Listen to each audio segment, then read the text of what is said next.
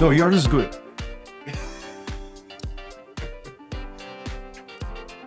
Go. Hey folks, welcome to another episode of the Security Table. You got to see a little bit of behind the scenes there as Izar was preparing himself and was having a potential bad hair day, turned it into a good hair day. Monday is always a bad hair day. Well, wait, look in profile. Is there a term profile? I can't look on profile. I don't bend that way. He's got a little top going up. It's a It's fashion my thing. team. It's my team. Yeah, he's so it's you as the audience could have heard the nerd fanboy session that just happened here about Matt's new computer. These are literally into a Gollum impression from the Lord of the Rings or the Hobbit, wherever you want to pull a Gollum from, for Smeagol, and literally kept referring to Matt's new computer as his precious and how it needed to be given to him now. It's a good computer. It's got a nice graphics card. It's got memory. I can play with it. There was a lot of nerd envy happening here just a few short moments ago. I can play with it. It's probably going to happen for the entire episode, so we apologize. It's every 5 minutes that If he brings out the flight joystick again, it's going to be a fun episode. It can do an infinite loop in no time flat. Yes, it can. Oh, now It can Matt's probably just, melt. it's wait. floating now. It'll probably heat your office too. I have actually I have to fanboy on something that I found this weekend, and I cannot believe how I didn't see that before. And it's just a recommendation. Wait. Oh my goodness. Of course now. Oh, here it is. So it's a YouTube channel by a guy called Kai Lintit, right? And he's got a series of interviews with. So it has an interview with a DevSecOps person in 2025 that's going to have you rolling. And from there, it just gets better. So, yeah. So it's Kai Lintit. I don't know how I never found this before. The DevSecOps jokes just. No, that's the thing. That's the thing. It's just not. You gotta watch it. Yeah, but our future late night talk show is going to get canceled as a result of you making fun of DevSecOps people. It's not that it's not that they're making fun. It's just Did you fact check? observational. No, it's observational. It fact check itself. There's a pipeline for that. Somebody wrote a GitHub action that actually does the fact checking for itself, and it declared itself fact checked. All we have to do is follow the breaches. Exactly. Follow the breaches. Come on.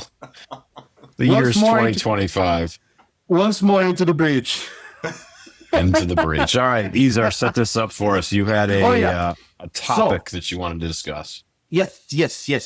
So, an interesting phenomenon has been happening lately with me, and I wanted to share with everybody and hear your voices about it. So, it used to be that I would get hit every once in a while by someone on LinkedIn saying, "Hey, I've been looking at your work. I like what you do, and this and that and the other one. And we are a couple of entrepreneurs. We don't even have a startup yet. We just have this idea that we've been working on. We would appreciate if you took a look at it and give us your opinion." And first of all, it's great for the ego. Yeah, somebody listen to what I have to say. Wow. But then it became an exercise in, it's really cool to see how these people are thinking about these problems and different ways of solving them, and see if I can give some of my experience to them and this and that and the other one. But then lately things morphed. Rather than coming with something that they've been working on and that they would like an opinion on, it became something like, "I really like your experience. I would like to have some time with you so that you can tell me your problems." So, I mean, how much time do they have? How much time do they have? Apart from the fact that I already paid to a series of professionals to do that. I was going to say, are these cyber psychologists? You see, have we turned the corner? We need cyber professionals to be cyber psychologists. And you stop that because that's coming. That is coming. There will be people analyzing your prompts very, very soon and deciding what kind of damage you're doing to your LLM with your horrible, horrible prompts. But anyway, so get people that they're coming in and saying, we want to hear your problems. We want to find what's bothering you so that we can solve it. And I've been having this internal dialogue now that I want to take the voices out of my head and put here on the table, where I ask myself a couple of things. So I was raised on the understanding that the best kind of way to get a startup rolling is to find something that's itching you new and scratch it, right? Because you're feeling it personally. It's your problem. You want to own that problem. You want to solve that problem. And by the way, let's make a couple of millions out of it, right? So you would find this problem. It's really something that you can jump in, you can bite, you can dice and slice, find a solution and commercialize it.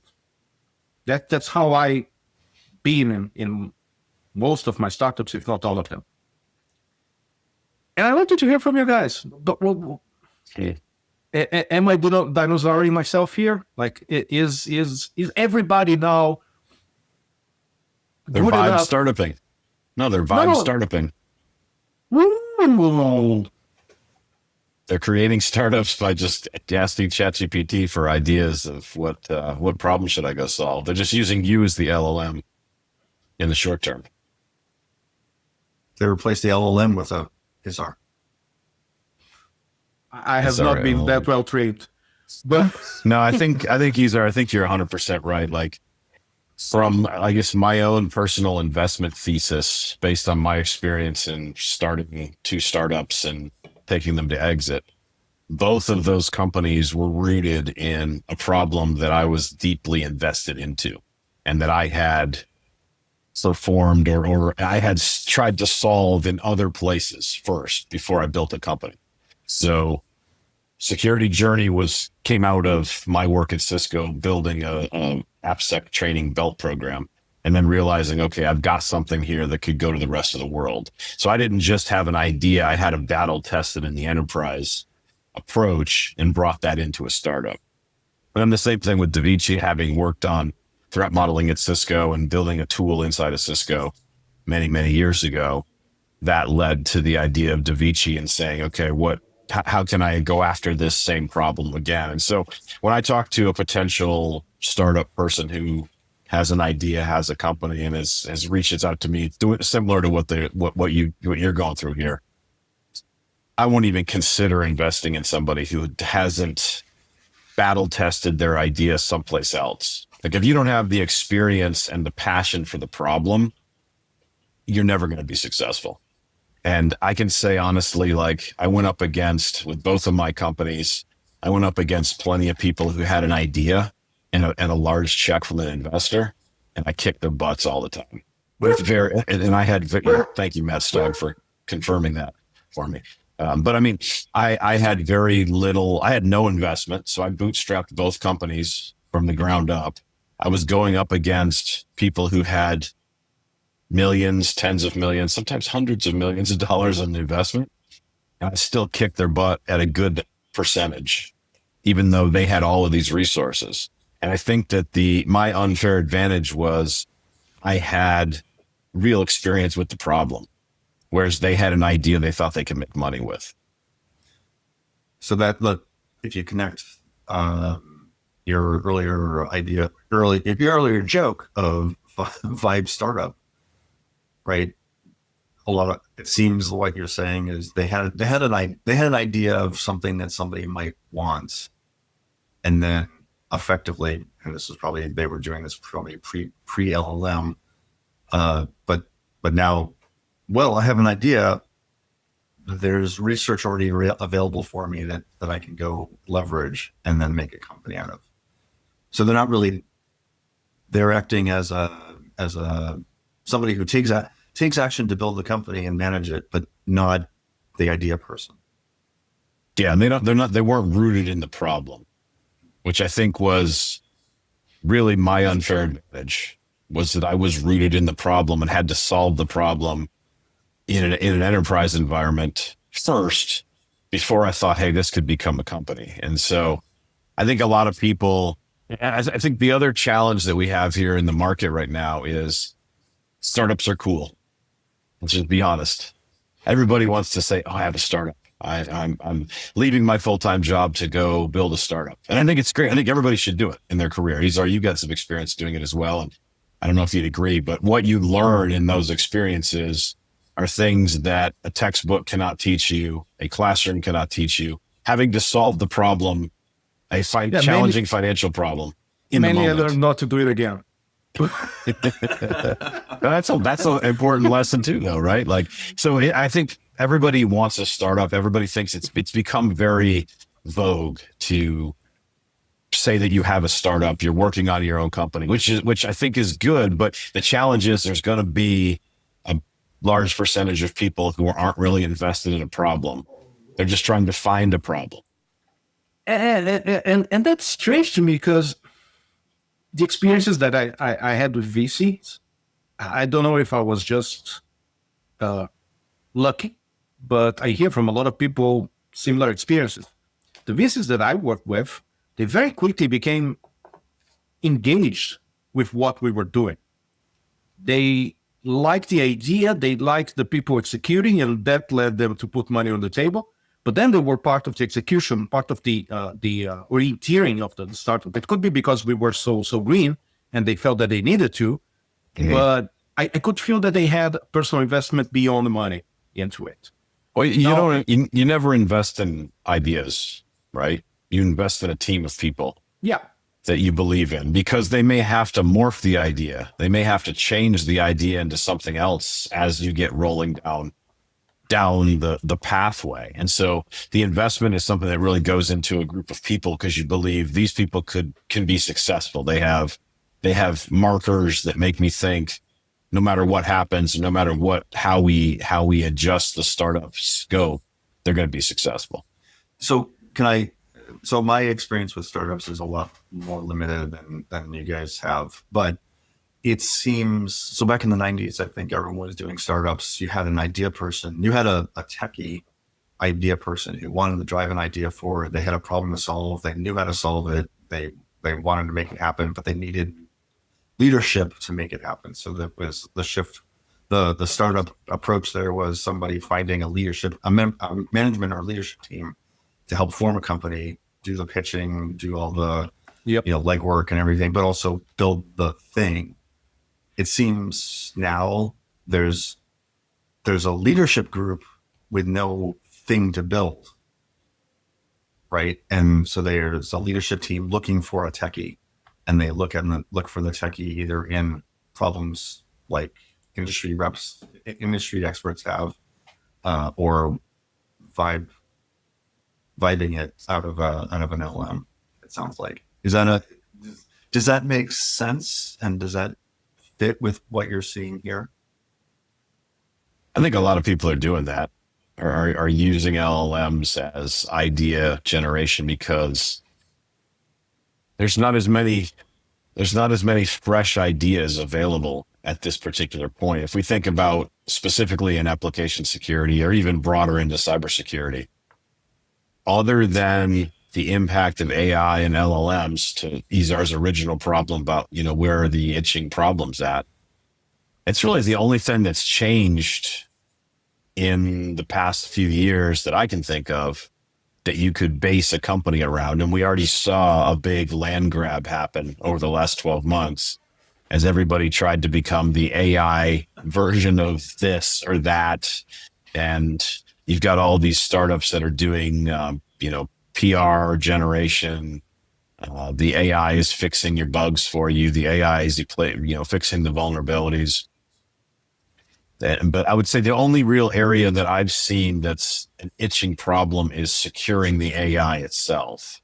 Which, yeah, exactly. But that's the only area where there's been a big opportunity, at least in our world, right? Like we're very constrained in this when we're talking about startups. We're not talking about consumer products, right? We're talking about application security because I only stay in the lane that I understand. I don't, if I had a nickel for every time somebody sent me a pitch deck for a pot business of some form, I'd be able to buy at least a small soda somewhere. Is pot making money still? I don't think it is anymore. I don't know. But there was plenty of pitch decks coming around looking for investors in various marijuana distribution businesses and stuff. And it's like, I don't invest in something I don't understand. So it would be a high risk. Yeah. I'm going to leave that alone. Yes, very high. I mean, Cheech and Chong levels. So the issue problem now is securing AI. Apart from more AI, what are the solutions for securing AI? Oh my God, really? Let's give people some ideas here. Perhaps somebody's going to. All right. So I think it's a guardrail. I think one of the things that I was looking at what AWS was doing from a guardrails perspective on their LLMs, which they have a service that does it. I think there's an opportunity for some guardrails that can match the innovation structure and yet happen in a separate security focused company perspective. Guardrails are great. Guardrails are, obviously we like guardrails and paper roads, right? We've talked about that on the show on multiple times. But I think on the AI side, really traceability and observability, being able to get insight into its action is going to be is an area of active research, and that's an area that needs a solution. Wait. I have to ask here. Observability and traceability inside the LLM or around the LLM? I think both, but it's certainly within, because we don't know I think we still don't know how exactly the transformer architecture works, right? That's going to require the people that create the LLM for the traceability and observability of the innards of it to expose. Or you're doing some sort of side channel or reverse engineering or something to that effect, right? Let's get a bit more philosophical here. Do we actually need the LLM to stop acting as a black box in order to be able to secure it? Or is it enough to get some form of determinism and say, here goes my input, that's the output that comes out, to a certain extent, because we know that it's probably not going to be the same one every time. But is that enough to put guardrails in place, or do we need to implant things in the brain itself? In other words, where does the guardrail leave? Yeah, I think, thinking this through, if you had some idea of what the possible outcomes were, not just what you expect, but what can actually come out. And as you said, we can't know because it is based on probability. Like it is, right? The fundamental algorithms have probability in them. So we can only know we should only know what the possible outcomes are because of what the training set is, but that's obviously proving difficult for folks at times. I think we went about this. We jumped right into the technical deep end instead of doing what the people were asking you to do, which was, what are the problems you have? So I think if we step back and jump up 20,000 feet, so we're looking out the window of the airplane and start to describe, like, what's the problem that led us to that? Well, certainly prompt injection is one of the things that led us to discuss. That's what got me to guardrails, right? Is people are putting attacks into the prompt and the LLM's not smart enough to be able to recognize that it's being attacked. And so it does some illegitimate action. Look, again. You give a 10-year-old the nuclear football. Tell them to sit on top of it, and no matter what, nobody touches that thing.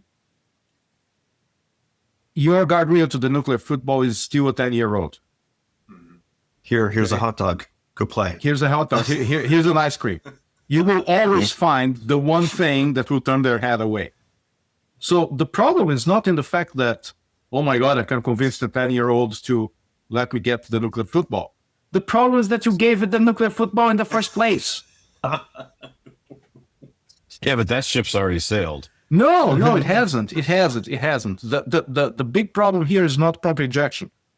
It's the excessive but if you agents. think about in your illustration here, the football, you've already given it, or the nuclear bomb, you've already given it. The companies are already giving LLMs access to their data inside the company.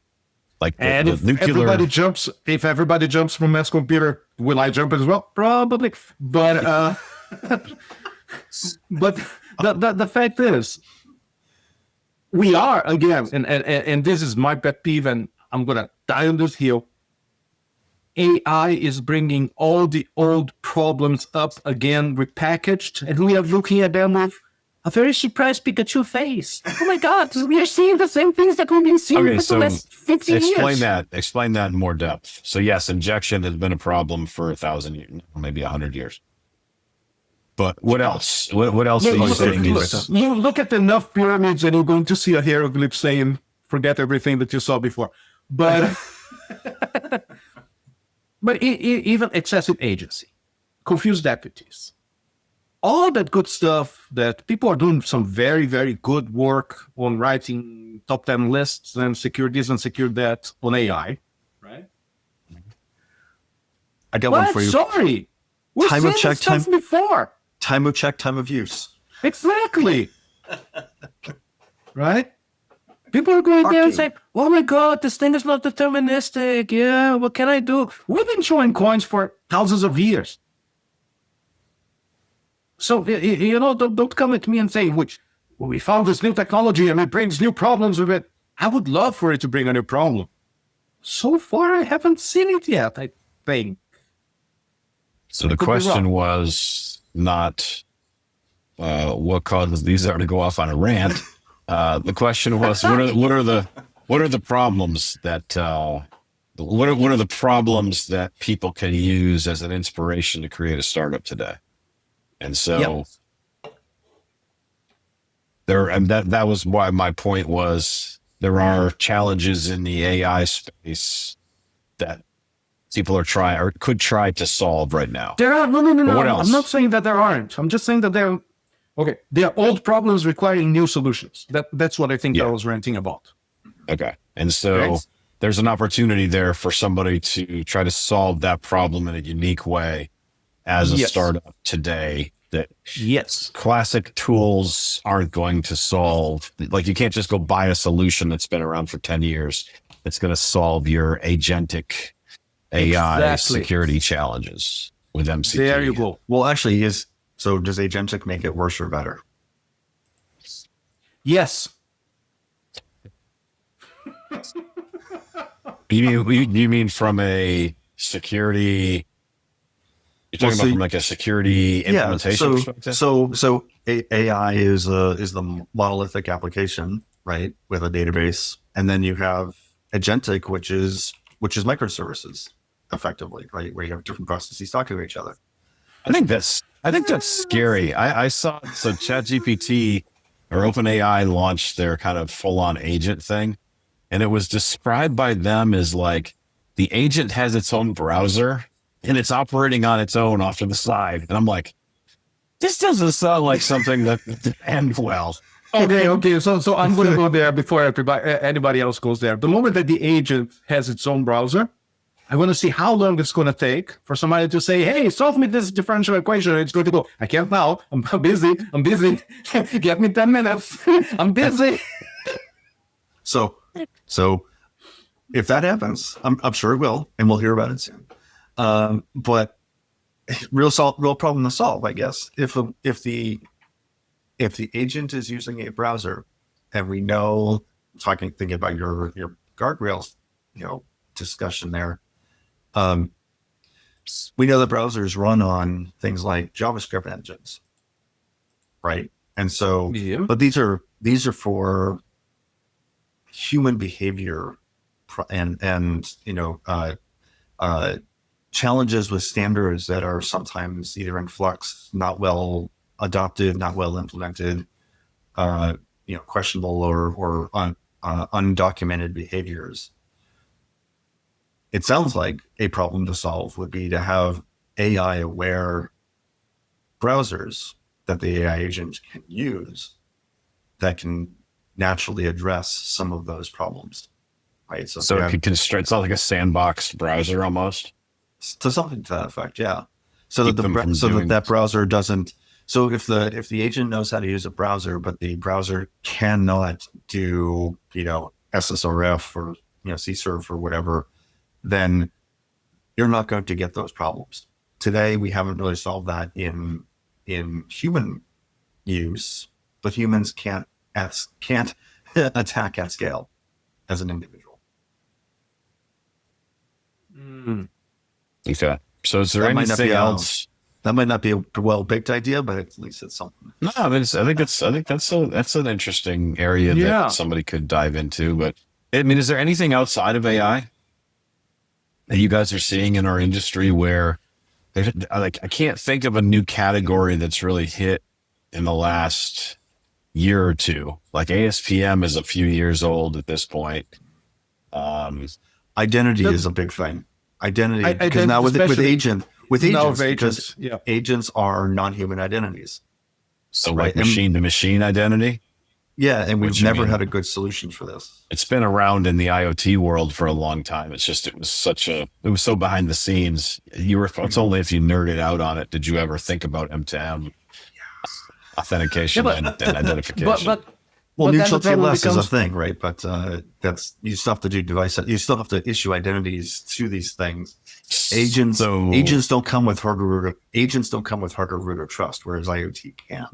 Super important question though is, Matt, what type of identity does that new computer have that you have? Anything Izar's going to be jealous about? Like, does it have a certificate? I don't know. Yes, it does. Yes, yes, it does. Probably has multiples, actually. Okay, so identity, what's the problem in identity other than M2M? Like, is there anything else that's new in that space? Well, so it's not just machine to machine. Agents are acting as humans. So you still have this delegation and impersonation problem. Well, that's a scary thing. If you we're so engrossed in AI that is not a scary thing anymore to say. But like, I still hear that and I'm like, wait, what? What? Like, agents are acting as humans. Hold on. No, please. It's the reality we live in now. And oh, by the way, there is a potential solution for this. I'm gonna take out a 40-year-old technology to say Kerberos can probably solve this problem. Oh, bite your tongue. What? No. Wait. Trusted third party as an arbitrator. Wait. As long as Microsoft AD is out there, you cannot say that Kerberos is a 40-year-old technology because AD is still out there. Kerberos was before AD. Kerberos is built into AD. Yeah, because if you look at how AD evolved, it was one more of those embrace and expand. No, AD is now referred to as like Azure Virtual Sunshine or something like that. It. For sure. I'm going back to the original Kerberos, and it has three copilots. Let's let Matt make his point here, even though we both poo-pooed it very quickly. So it's simple. It's really, I mean, the concept. Okay, even if it's not the implementation of Kerberos, I having a trusted third party that can issue identities on the fly and use that to authenticate to other services helps with this notion of the agents being there. So Kerberos would work with machine to machine as well, right? How do I know you're a thing? Well, I can trust you because you provide information to me, and the service, you can extend trust. And you can revoke it because it's just-in-time access. You can revoke if you revoke the agent's access at the authorization service. It would be dead in the water immediately. It's not like it's not going to last. It can't keep rolling for a day. It's immediately dead. You could. I mean, and again, this comes down to the implementation. We know that Kerberos, there's a time to live for the tokens, but if you take a zero trust approach, oh, this thing gave me this token because you Kerberos or granted it. Should they still have access and make that ping? Right. We now have more rapid network communications. We're not time Is there delayed. any chance we could write this to the blockchain and just really complete the circle here? Oh God. With a little quantum flow, I'm playing buzzword bingo now. I couldn't resist because you said AI, and you said what was the second one? Kerberos. The that- category. Yeah, so you hit a bunch of buzzwords, and I was like, oh, if we could get blockchain and If we could get quantum blockchain. into this, like you could probably have 10 million investors. You could use blockchain to guarantee the states of the systems haven't changed, but that's probably overkill. It seems like blockchain. Oh, and zero quantum trust are- was the other one that I. Zero trust. Zero That's what it was. trust, Yeah. zero trust, Yeah, so you yeah. made AI to zero trust, and I'm like, we might as well just keep going. Blockchain, quantum, anything else we can chuck in there. All right. So did we solve your challenge? Do you feel enlightened? I feel like we just proved that we've been putting AI into so many things now that everything now is an AI problem. But it's not. No, it's but just a people are different. making them It's just be. a different. It's just a different implementation of a computing system. True, but now instead of solving those problems that were there before AI, now we move those problems. Because we put AI into everything, we move those problems to be AI problems. So everybody's solving AI problems. Actually, And some people are solving AI problems that I can't even see the problem. There's a bit of an argument maybe to make here that it isn't just a technology problem. Especially think of agents as humans in the box. So instead of just having humans in the loop, you now have humans in the box, intelligence in the box, right? They act with probabilistic tendencies, so sort of like humans, maybe less deterministic, maybe more so, right? They're just algorithms, and they don't have the same thought process as humans, but they don't function as processes that are algorithmic. Right. And so you now have a human equivalent in the box making decisions and performing operations. So the human problem at the browser or at the, behind the API now goes into where the agents are. The humans are now in the box. Do you like to get into your database and prod? Because that's how you get into your database and prod. It actually just happened. Jason Lemkin This had a happened story about recently. this. Okay, I figured out the ultimate startup idea based on what Matt just said. We need security awareness for AI agents. We make them watch a bunch of videos, and then that's a company right there. Do they get their own space bar? And Yes. and cyber parapsychologists. Ooh, why want to be an AI psychologist? Cyber pair. Why does it have to be pair? Like, I don't know. Are we Because that weird? they're not humans, right? So they're Gotcha. they're sort of they're human computer hybrids, right? So I'm gonna laugh if in 6 months I see an announcement for a security awareness company for AI. Somebody tunes into this and they're like, "That's an idea. We heard those dopes on that security table show talking about if this." you need some advisors, technical advisors,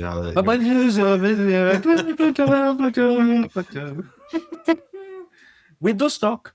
It just I want to bounce another idea off you guys because it hit me, and it has nothing to do with the startups. It does have to do with the AI.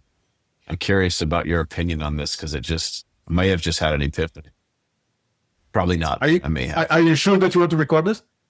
Yes. No, it's not a startup idea. It's the question I have is, with all of this focus in the industry on AI and LLMs now, is it easier for attackers that are just doing boring things? With everybody so hyper focused on the AI LLM side, are we somehow leaving the classic interfaces open more because we're not focused on it? I have an idea for you. Hold on, I have an idea for you. It's not a good idea, but it's an evil idea. Tell us. what if you had an attack platform that could hide in the hallucinations? In other words, if the AI is already hallucinating or you're getting Somebody's variable been output, watching Inception during the weekend. It was like an Inception moment. Hiding in the. Wait, am I asleep right now? but seriously, if you had an attack platform that was aware of the AI behavior, and you knew somebody was issuing a prompt or was doing work as an agent, and there's output, what's the likelihood that the user who's following the prompts is going to notice the side channel attack or the intrusion into the network? You know that you are talking about a lot of people who say that, and I joked about it earlier, but a lot of people say that the solution for prompt injection is probably somewhere near putting an AI in front of the AI. Hasn't that already happened? Yes. And I think it was funny, but yes.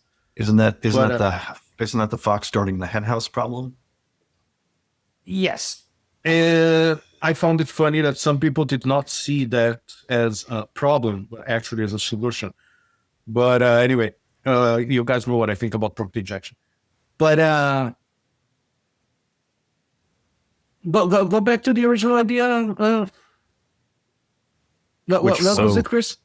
So the original question was, before Matt's evil hallucination, inception, Cheech and Chong moment. Right. Yeah, that's the attack. question. Our classical enterprise interface is more at risk now because everybody's got that. All vendors have moved their focus to AI, to focusing on doing things in the AI space. If I'm an attacker, do I have an easier chance now because people aren't paying as much attention to the old school stuff that is really the foundation of the enterprise? You know the story about the drug guy looking for his house keys in the streets, right? No. So this police officer is walking down the street at 3 a.m, and he sees a guy under a light post, looking at the ground. And he goes to him and notices that the guy's inebriated and says, "What you doing?" And the guy says, "I'm looking for my for my house keys that I dropped." And the guy says, "Okay, where did you see them last?" And he says, "Over there." And he says, "But why are you looking over here?" And he says, "That's where the light is." So it's basically the same thing, right? I mean, everybody's looking under where the light is. Nowadays, the thing that's under the light is AI. Mm-hmm. Does that say that everything else that we had before stopped working? No, not really.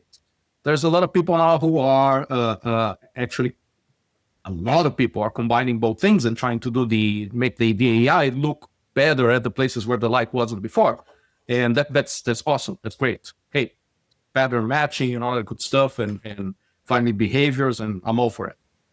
But I feel that there is a concerted effort, and apparently my very probably biased LinkedIn timeline shows the same thing, that everything is AI. And if it isn't, it's AI adjacent, very, very heavily wanting to be the AI, right? Not in a good way, I think. We are, I think that at the bottom of the thing, I agree with you. We are looking where the light is, and we are not looking at the other things, and those things still exist.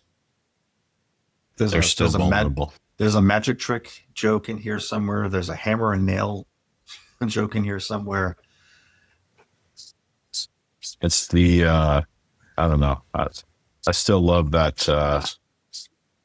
It's not Batman Begins. It's the Dark Knight, where the Joker's at that crime lord sitting at the table, and he's like, "Want to see a magic trick?" He puts the pencil up, thinks the guy's head slammed into the table. Every time someone says magic trick, I just immediately in my head, I want to see a magic trick. Okay. Did we come anywhere close to what you were going for here, Izar, what your goal was for this conversation? No, let's talk about Matt's computer. If anyone generated ideas from our conversation, it would have been a miracle, but let us know. Does Izar dream of Matt's computer? That's the question. Yeah, probably there will be something there. Yep. Yep, that Stay computer away is going from to my generate a lot of computer. conversation. Matt's like, I gotta move. And not tell Izar where I moved to. He starts peeking in the window. Is that it? Is that the computer? Can it come out to play? Oh, now I have to get a cable lock. Oh, haven't seen a cable lock in 25 years. Matt's got one on his desk. I never understood cable locks. Because you didn't have an Izar who covered your computer. No, seriously, like it's this huge piece of metal with this huge padlock on it that connects to this little piece of aluminum plastic. It's true. And like, if you just turn too fast and the laptop goes zip 1 inch to the side, that's 2.54 centimeters for you people in Australia. If it just goes a bit to the side, the thing pops and you go, oh, I broke something. Okay. Never got those move things. on. Yeah. Or probably use scissors to cut the cable.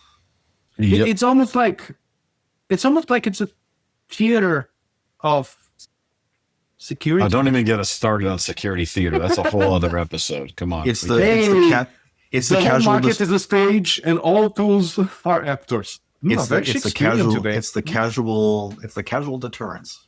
That's a good place to end this right here. With a teaser for a future episode on security theater. All right, And well, thanks Shakespeare. for yes, Shakespeare. I don't know any Shakespeare. Shakespeare. I just don't. I don't. Well, you can use. Can't answer any Luckily, questions. you can use an AI for that. Through the Bard shaken. LLM. I'm shaken. Okay, well, folks, thanks for tuning in to this oddly bizarre conversation about Matt's computer and the future of startups and AI and the rise of the machines and Izar's weird Gollum impression, which is kind of the end of this conversation. So thanks for tuning in. We hope that doesn't give you nightmares.